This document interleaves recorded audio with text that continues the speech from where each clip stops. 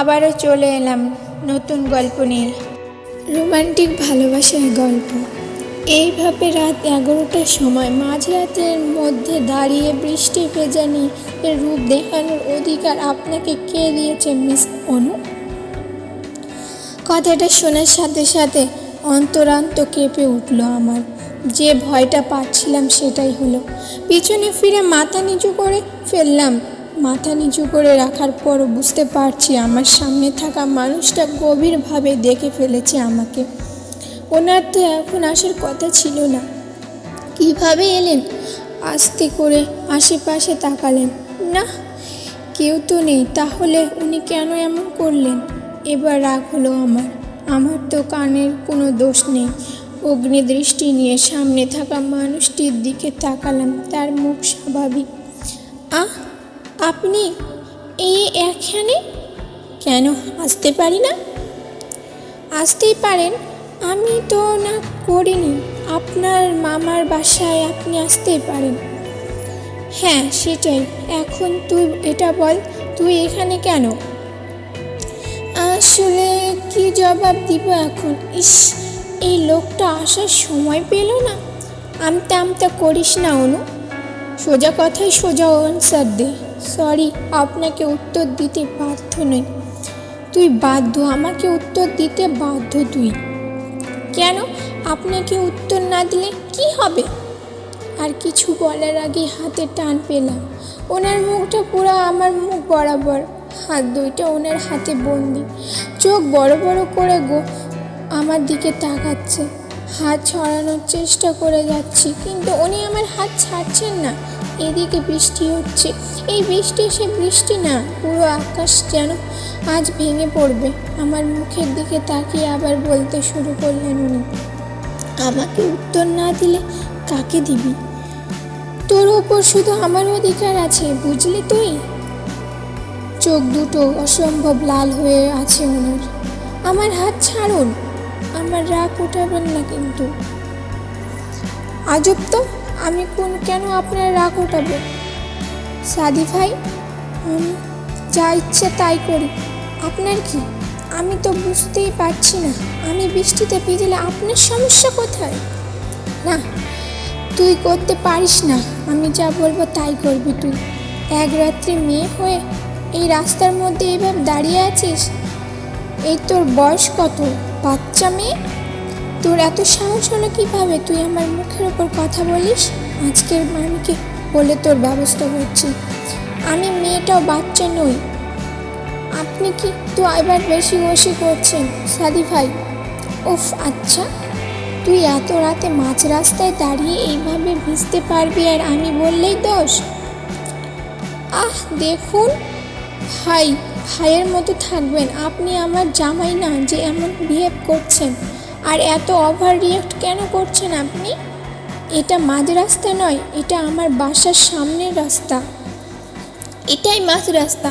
তুই বাড়ি থেকে বের হলি কেন বল? আমার ইচ্ছা বলে এই ঝটকায় হাত ছাড়িয়ে নিলাম আমি। আর একটুকু হলে হাত ভেঙে দিত বজ্জাত রাক্ষস। দাঁড়া, তোর আজকে হচ্ছে। ওরে বাপরে, এখন কি হবে?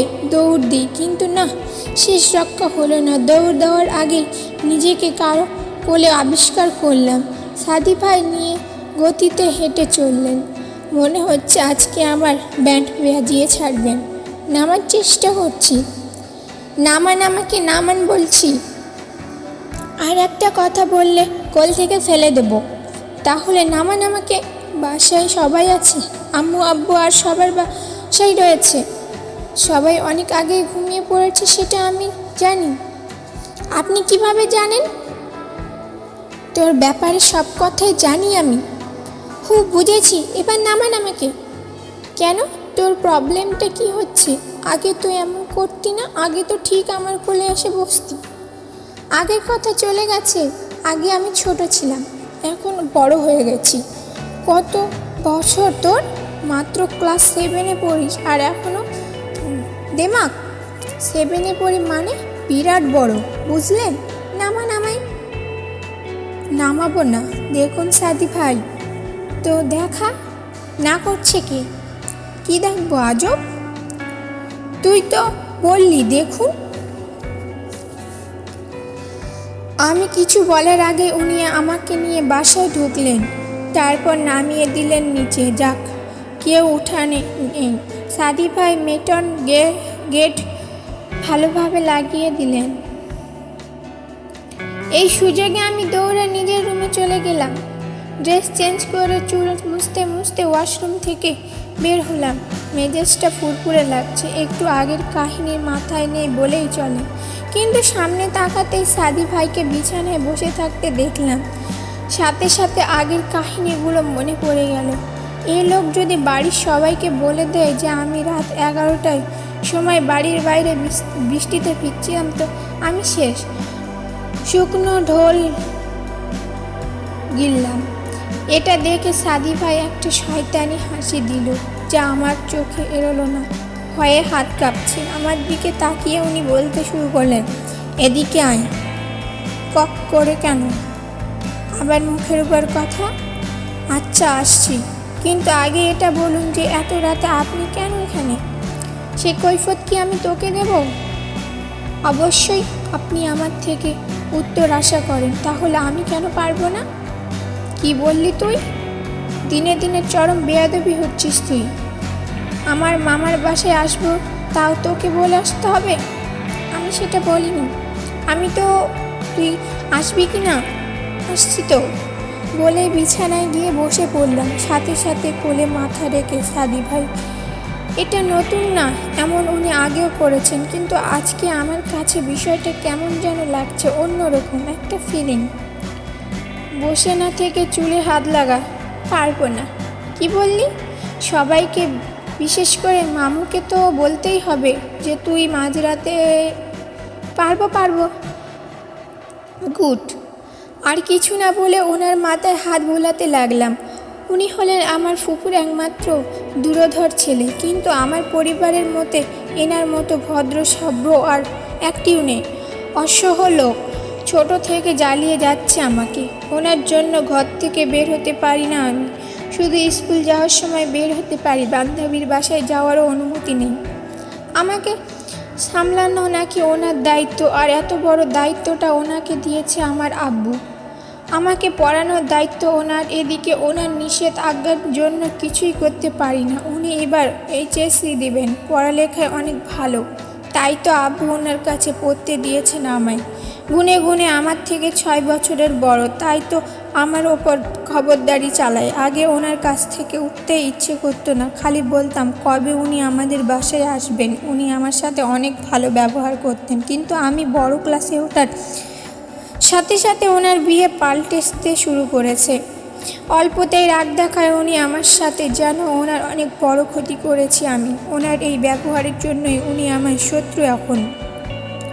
আজকে আমাকে পড়াতে আসেনি উনি রোজ রাত 8টায় পড়াতে আসতেন। ভাবলাম হয়তো কোনো কাজ আছে তাই আসেনি, তাই রাত 9টা অবধি অপেক্ষা করে খেয়ে দিয়ে রুমে চলে এলাম। বই পড়তে শুরু করলাম। রাত 10টার সময় হঠাৎ জানালার বাইরে চোখ গেল আমার। বৃষ্টি হচ্ছে বাইরে, এই সময় বৃষ্টি? এখন তো শীতকাল, কিন্তু এই বৃষ্টিটা আনছে আমাকে। একটু পর সবাই ঘুমিয়ে যাবে, তখন ভিজবো, কিন্তু সাদি ভাই তো আমাকে বাইরের বের হতে হবে না মনে করছি। রূপ কেন? উনি না দেখলেই হলো, ওনার তো আবার শুক্রের চোখ। ওনাকে আমি মোটেও ভয় পাই না ভেবেই রাত ঠিক 11টার সময় বাড়ির বাইরে বের হয়েছি। বৃষ্টির মধ্যে লাফাতে শুরু করেছিলাম, আর তারপরেই সাদি ভাই এলো আর ওই কাহিনী হলো। আগের কাহিনী ভেবে দীর্ঘশ্বাস ফেললাম। সাদি ভাই ঘুমিয়ে পড়েছেন। কত সুন্দর করে ঘুমানো উনি, কিন্তু জেগে থাকলে অনেক বকেন আমার। আগে তো এমন ছিলেন না উনি। ওনার ঠোঁটের নিচে একটা কালো রঙের তিল আছে, সাদা, চেহারায় ফুটে উঠেছে একদম। সামনের চুলগুলো কপাল পড়ে আছে, ফু দিয়ে উড়িয়ে দিলাম চুলগুলো। বাইরে ঝোড়ো হাওয়া বইছে, মাথায় হাত বুলাতে বুলাতে ঘুমের দেশের তালিয়ে গেলাম আমি। কপালে কারো ঠোঁটের স্পর্শ, ঘুম ভেঙে যায় আমার। পিট করে চোখ খুলে কাউকে দেখতে পেলাম না। সাদি ভাই কই গেলেন? কালকে তো এখানেই ছিলেন, আর আমি তো বসে ঘুমাচ্ছিলাম। যাই হোক, আর একটু ঘুমাই, স্কুল দেরি আছে। এটা ভেবে যেই না শুতে যাব, অমনি পাশের বালিশে একটা চিরকুট দেখতে পেলাম। ভ্রু কুচকে চিরকুটটা হাতে নিয়ে পড়তে শুরু করলাম। উঠে তাড়াতাড়ি পড়তে বস, নইলে কালকের কথাটা মনে আছে তো? এটা পড়েই চোখ বড় বড় হয়ে যায় আমার। এক দৌড়ে ওয়াশরুমে চলে গেলাম ফ্রেশ হতে। আবারও চলে এলাম নতুন গল্প নিয়ে। আপনাদের ভালো লাগলে পরের পর্ব দিব, নইলে এখানেই সমাপ্তি। কেমন হলো জানতে ভুলবেন না।